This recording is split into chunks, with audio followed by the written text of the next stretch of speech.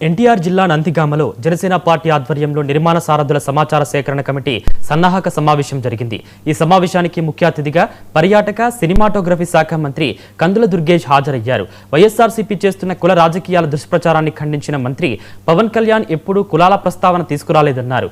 సాయి కృష్ణ కేసులో సిట్ విచారణ కొనసాగుతోందని, చట్టం తన పని తాను చేస్తుందని స్పష్టం చేశారు।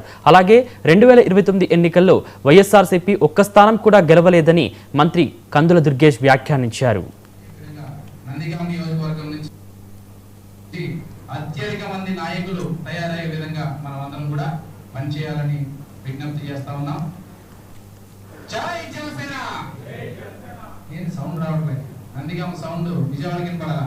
జై జనసేన! పవన్ కళ్యాణ్ గారి నాయకత్వం! తదుపరి మన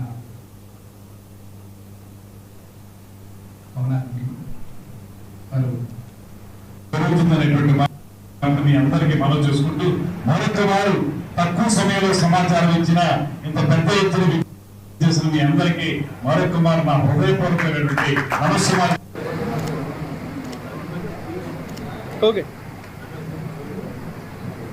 తర్వాత వేలపాట మండలం నుంచి వంశీ రాజశేఖరరావు గారు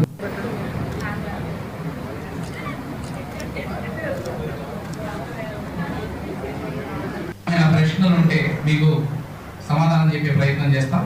ఎవరైనా ఈ కార్యక్రమానికి సంబంధించి ప్రశ్నలు ఉంటే అడగవచ్చు। విధంగా నందిగామ